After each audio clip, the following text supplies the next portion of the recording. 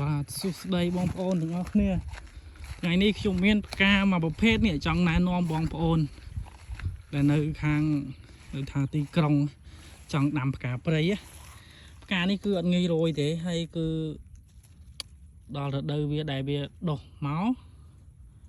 វាដុះចេញពីមើមរបស់វាអាហ្នឹងវាមានមើមបងប្អូនតាមដែលខ្ញុំកោះពីឆ្នាំមុនគឺខ្ញុំឃើញផ្កាស្អាតខ្ញុំកោះដាក់ផ្ទះខ្ញុំដាំនៅផ្ទះដល់ចុងដើមខែ5ហ្នឹងវាចាប់ដើមដុះមកហើយដល់ពេលដល់ចុងខែ6ហ្នឹងគឺចាប់ដើមចេញផ្កាអញ្ចឹងមកហើយផ្កាវាអត់ងាយរយណាបងប្អូនហើយផ្កាវាស្អាតមែនតើផ្កាវានេះគឺរយៈពេលដែលវានៅជាផ្កាចេះគឺយូរចន្លោះពី2ទៅ3ខែបានវារយហើយមួយឆ្នាំវាផ្កាតែម្ដងទេបន្ទាប់ពីដែលវាផ្កាអញ្ចឹងហើយគឺវានឹងងាប់ដើមហ្នឹងទៅហើយងាប់ដើមហ្នឹងទៅអស់តែវានៅមើមរបស់វាដល់ខែរបស់វាដុះដើមនឹងមកទៀតចេញផ្កាមកទៀតបងប្អូនឃើញជាមួយខ្ញុំដកមើមឲ្យមើលអូរៀងជ្រៅយ៉ាងនេះមកបាក់ដកបន្តិចនេះវាមានមើមវាអញ្ចឹងបងប្អូននេះមើមវានៅខ្ចីនេះបងប្អូនមើលសើច្បាស់អត់ focus បាទនេះមើមវានៅខ្ចីនេះខ្នែងរបស់វាមានមើមចាស់ហើយផ្កាស្អាត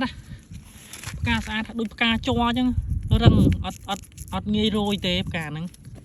ហើយស្អាតមែនតើបងប្អូនឃើញមានច្រើនណាហើយបងប្អូនចង់បានអីខ្ញុំកោះឲ្យហ្នឹងហើយស្អាតឃើញដាំបើសិនជាដាំគឺស្អាតមែនតើដាំនៅមុខផ្ទះយើងធ្វើសួនធ្វើអីគឺស្អាតផ្កានេះហើយមានដូចជាមានពណ៌រៀងពណ៌ម៉ោង10នឹងចាស់ហ្នឹងហើយនឹងពណ៌រៀងផ្កាឈូកមានពណ៌ផ្កាឈូកមកពណ៌ទៀតហ្នឹងហើយស្អាតមែនបាទបើបងប្អូនចាប់អារម្មណ៍អីតាក់ទងមកខ្ញុំកោះឲ្យហ្នឹង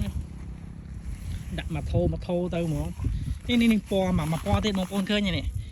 ពណ៌វាអត់ដិតទេពណ៌នេះរៀងស្រាលពណ៌រៀងផ្កាឈូកហើយនេះពណ៌រៀងដិតខ្លាំងហើយខ្ញុំអត់ស្គាល់ថាផ្កាអ្វីទេខ្ញុំអត់ស្គាល់ទេតែដឹងថាស្អាតណាផ្កានេះស្អាតមែនតើហ្នឹងនេះដុះច្រើន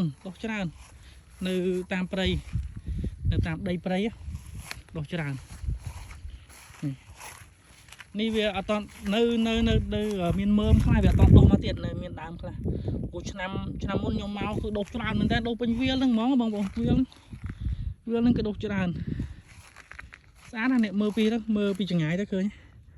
ស្អាតហ្មងបើយើងដាំក្នុងសួនហ្នឹងគឺដឹងតែស្អាតហ្មង